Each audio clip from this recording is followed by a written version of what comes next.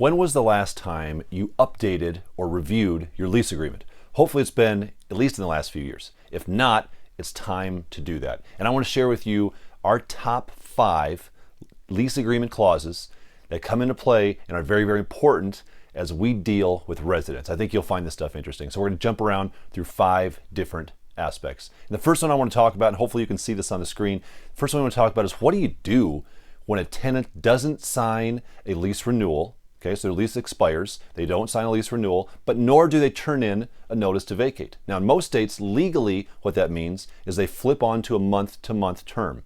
Now many of us don't like month-to-month lease terms, especially if we're living in a state where the climate's a little bit colder, because as we say, we don't like people to move when they have turkeys, and we don't like them to move when they have Christmas trees because we can't fill the vacancy. So we want to discourage somebody from going month to month, and the way we do that is by putting this clause in the initial lease agreement. And it simply says this: if we have not received a signed written notice of intent to vacate from you and your lease term has expired, you will be on a month-to-month lease term. Straightforward enough, and mostly that's just reiterating what the laws are in most states. That's probably how your state works as well. But there's a second sentence, and it says this: your rent will increase by X percent, you put in a big number there, X percent per month on a month-to-month lease term. See, what you're doing is you're building in a rent increase should that individual choose to go month-to-month, either by choice or because they simply have not signed a renewal nor a notice to vacate. Now, what number should you put in there? A big number, all right? We used to have in this, for many years, it was a 10% increase. So if you chose to go month to month, your rent was gonna go up by 10%, which we thought was a pretty big stick to encourage people not to go month to month. Well, I'm in Colorado. The Colorado rental market is hot. So a number of months ago, we had a tenant who did not renew his lease. And it came the expiration date, so we called him and we referred to this clause and said, Mr. Tenant, you haven't renewed your lease. You haven't turned in a notice to vacate. You're now month to month, and your rent's gonna go from, and let's say, I don't know what it was, let's say it was $1,000 a month was his rent. So now your rent is gonna go up by 10%. It's going up to $1,100. And he said, that's fine, because the renewal you sent me was gonna increase my rent to $1,200. I'd rather go month to month and get the lower rate. Shoot, he burned us, right? Because our rent increases were going up so fast that the rent increase we offered him on the renewal was higher than the month-to-month penalty that we had built in. So we, of course, immediately went back to all of our leases, and on new leases, we're jacking this number way up now to encourage them not to go month to month. What about this? What about pets? You drive by a property and you see Fluffy the cat in the window. What do you do? Well, hopefully your lease has some clause in it as it relates to unauthorized pets. This is what ours says: no pets of any kind are allowed, even temporarily. Why even temporarily? Because anytime you see a cat in the window and you call the tenant, they're going to say, it just happened to be there that day. My mother-in-law just brought the cat today. What a coincidence. You drove by the same day my mother-in-law was visiting with the cat. So even temporarily, anywhere on the premises, unless we've so authorized in writing.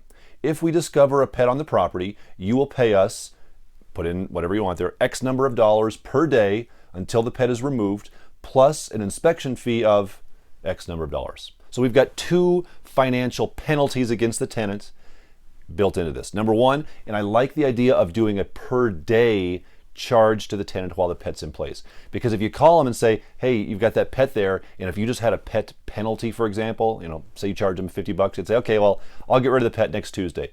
That's fine. Let's see, next Tuesday would be 6 days from now. So if that's $50 a day, let's do the math, that'll be $300. So every day you're keeping Fluffy, it's another $50 to you, Mr. Tenant. Suddenly, they're going to get rid of Fluffy a lot faster. But in addition to that, we need to come out and inspect the property now, because that pet may have done damage we're not aware of. So we're going to come out and have an inspection fee built into that as well, because time is money, and you've got to send somebody out to the property to inspect.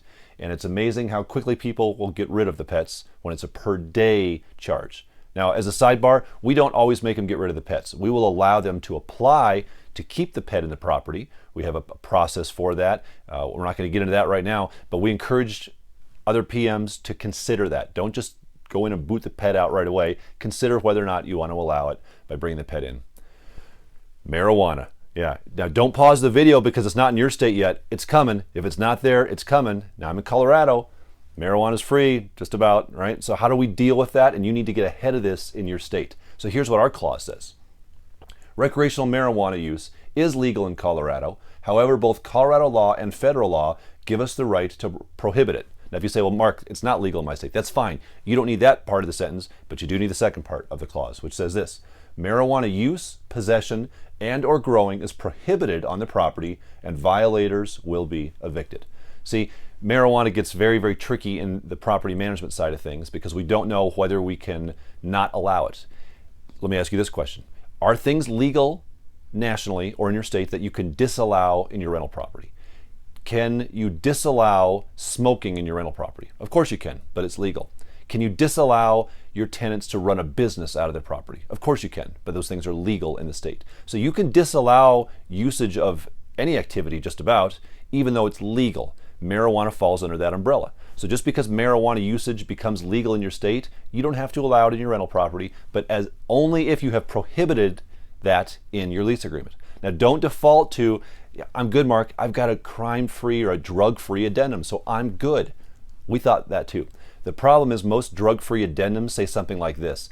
Illegal drugs are not allowed in our properties. Well, what happens when marijuana becomes legal? It no longer falls under the umbrella that your drug-free addendum states of illegal drug use. So you need to specifically outline marijuana as a specific substance that you're not going to allow in your property. Now, if you want to allow it, great. You'll probably have a long line of tenants happy to rent your property if you're going to be a marijuana allower. And in Colorado, we have landlords that are doing just that for that opportunity. All right, number 4. Do you always have to fix appliances when they break? Well, not necessarily. Our clause says this. If any appliances cease to function, we may or may not repair or replace the appliance at our discretion. Now, how does this come into play? Have you ever had a tenant move out of a property and they leave behind an old washer and dryer? And you think, what do we do with this washer and dryer? Well, I guess we'll leave it in place for the new incoming tenant. And it works out great until day 2 of the lease when your new incoming tenant calls you and says, that washer that you left behind doesn't work. Now you as a landlord have to potentially go repair that or replace it. Why? Because you provided it. If you provide it, you have to maintain it. Well, this clause in the lease allows you to do that type of thing, leave the appliances behind, and kind of say, look, Mr. Tenant, it's there for you. If it works, great. You're welcome to use it. If you want to fix it, great. But if it breaks, we're not going to fix it. That's your option to use that way. And then the last clause that we like, and this is an important one as well. Now, this may go over your head a little bit because it went over mine, but it's the idea of subrogation as it relates to tenant's claim. So did you know if your tenant slips and falls and breaks their leg, and they file a claim with their insurance company to medical bills, let's say, their insurance company can say to them, hey, we want you to subrogate your claim to us as the insurance company, which legally means we want you to hand over your rights to sue to us, and we, the insurance company, we're going to go sue your property management company now. We know you don't want to. We'll pay you out your funds, but we're going to countersue, but we need you to subrogate your claim to us. Okay? So here's what our clause says. Unless prohibited by law, resident waives any insurance subrogation rights or claims against the landlord, owner, and their insurers. So we don't allow it. Legally, we do not allow them to subrogate their claim. Important clause. This doesn't matter until it comes into play. Now, of course, within all of these aspects, you want to run them by your attorney, right? Make sure they're legal and they're enforceable in your particular state and how that works that way. I think that stuff's going to be really, really valuable. Review your lease agreement, get it to your attorney, make sure you're current on that, okay?